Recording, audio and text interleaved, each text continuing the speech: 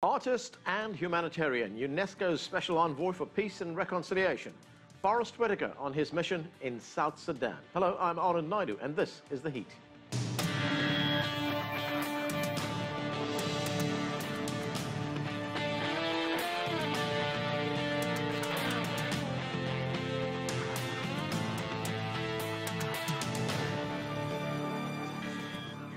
He was a British soldier in the crying game.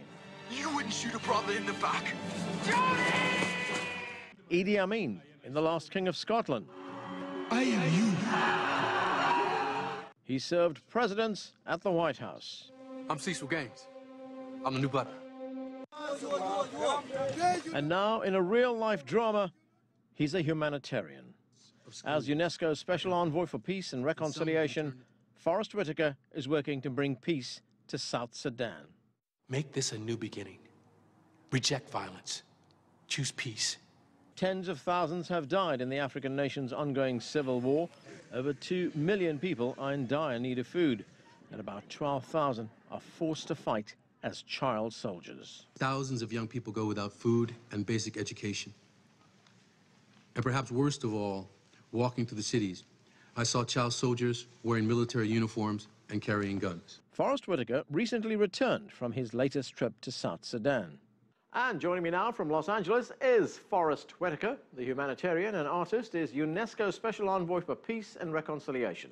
And he is the CEO of the Whitaker Peace and Development Initiative. Forest, welcome to the show.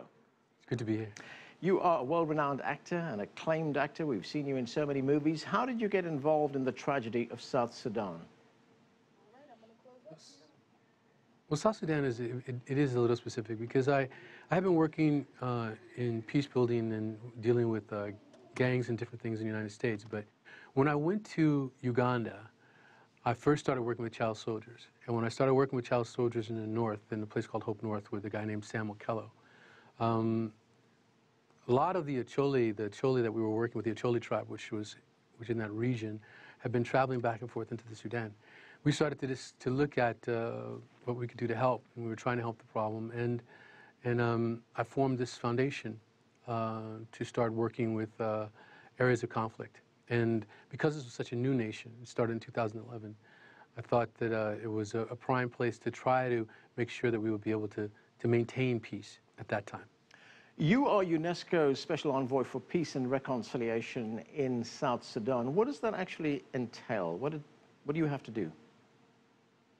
Well, when we're looking at peace and reconciliation, I'm going into different regions and in support of them making peace, building peace, and keeping peace. And at the same time, I'm working with the people of each one of the places that I go, each one of the countries that I go, say in South Sudan, to bring a voice to what's going on with them and the different conflicts that are occurring there. And at the same time, then we're looking at advocacy. Recently, I think in last June, we were working on, I worked with the UN vision of children in armed conflict, which with the special representative Leila Zuriga, and we met with the president, we met with some of the generals in the field to discuss the disarmament of children and to get them to sign agreements to do so. At the same time, this moves on into more advocacy or more working with the country. And just recently I was with Ali Amos, and we were working on raising funds to help the country, which is in crisis. And we were able to, in that meeting, to get pledges for about $500 million, which was very positive towards the rebuilding of the country, and really imperative before the rainy season, which occurs in May, so that they can get all the stations of the food, of the aid and support out before there's no way to be able to traverse the roads.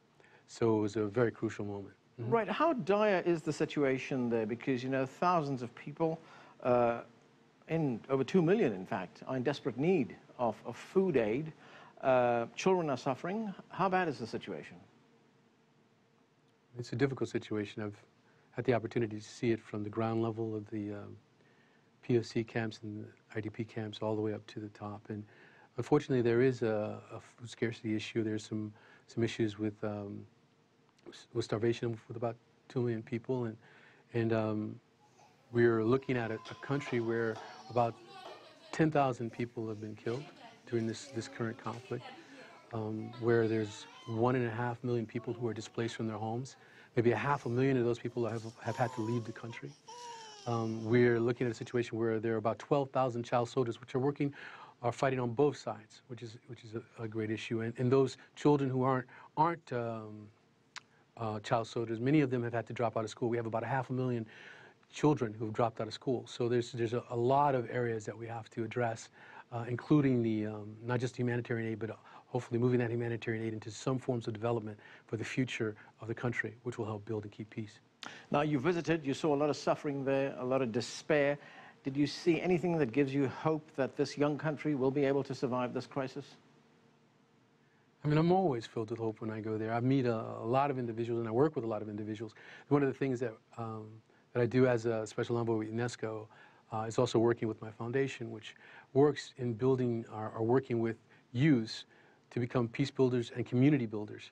And a lot of those youths that I've met have inspired me and let me know that they are full of hope for the future of their country, and which inspires and gives me hope. At the same time, I've met individuals in some of the most difficult situations who have found their sense of peace and their sense of joy as much as they can under the circumstances. And again, that gives me hope. And I think when I look at the community of people who are working to help resolve these issues that are going on there, that gives me hope as well. Now, of course, you've experienced a lot of the human suffering there, the humanitarian crisis that the country is facing. At the same time, there are efforts being made at a political level to resolve this crisis. Talks recently took place between the rebels and the government in Addis Ababa. Are you confident that at a political level this could be resolved? It's been very difficult, the process of the peace talks. I think on both sides to be able to find a middle ground for them to work together. I mean, I would say from the January of 2014, where they first started to get their first agreement, they've been continually having a number of agreements that unfortunately have been breached on both sides. And now we're sort of in the last chance talks, as they call it. They were to in the talks that were just going on, that were to conclude on March 5th, and a resolution was to be found there, and that didn't occur. And so now I'm hopeful. I mean, I'm disappointed that it's come so far and we've went through so many agreements, but I'm hopeful that they're going to move into a better space. I think they're going to re-engage in April to some talks with the Security Council as well as the African Union involved to try to find some resolution to this, to this crisis.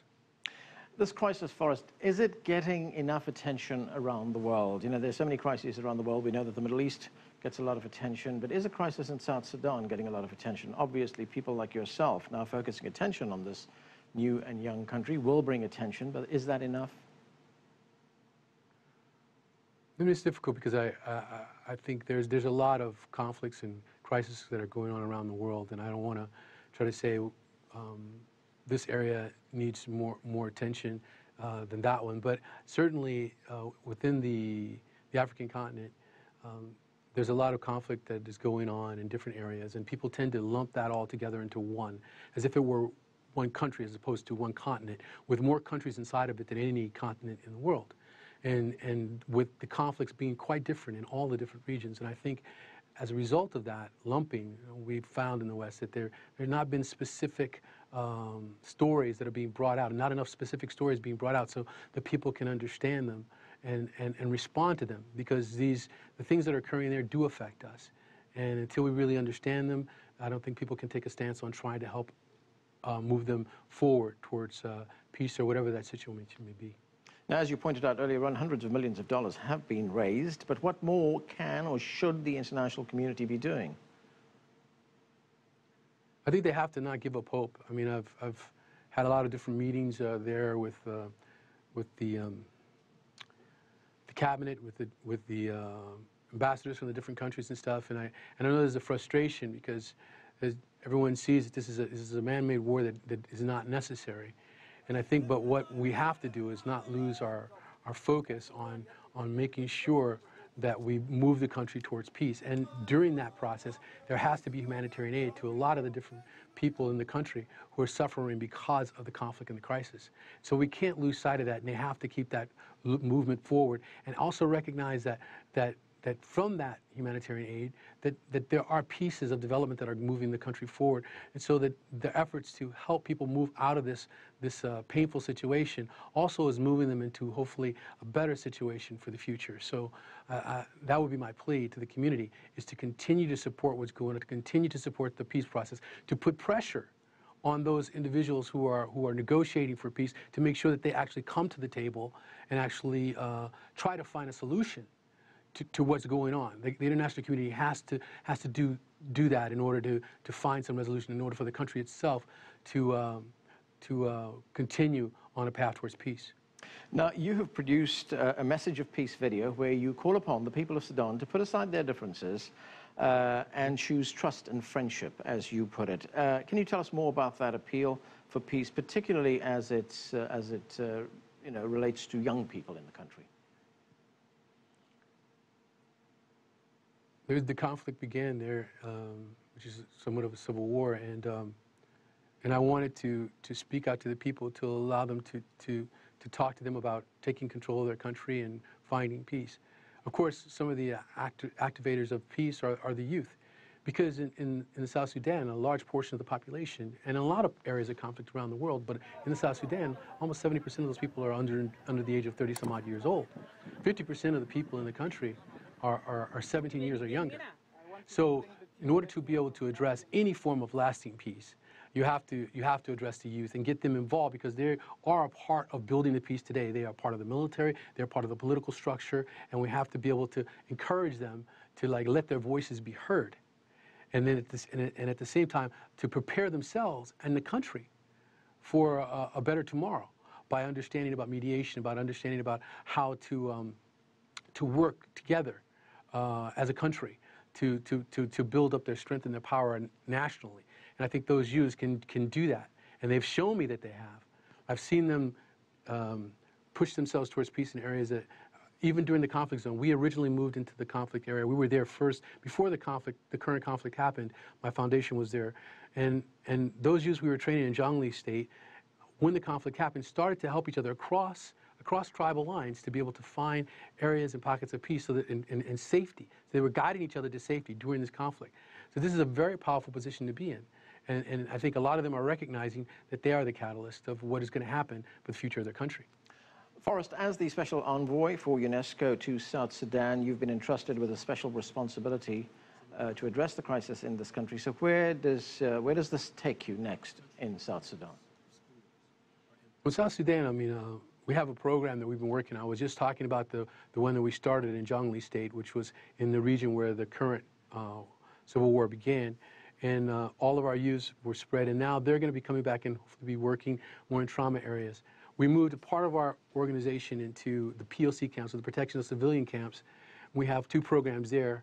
We have a Cinema for Peace program, which we show films to create dialogue around reconciliation and around building peace. And at the same time, we created in those POC camps a Peace Through Sports program, of which we have not only games, but social interactions that help move individuals towards being able to mitigate and to mediate for peace. And then we have our biggest program, which is in Eastern Equatoria, which we started recently over the last year. And we've been training there a group of youths and young leaders who will be going back into their communities and training youths there to build peace councils that will go across that state. We've already built 2 computer centers, which is the hubs for where they'll be working. We have 7 more to build in that state. And at the same time, we're moving into our next project, which is a road for peace.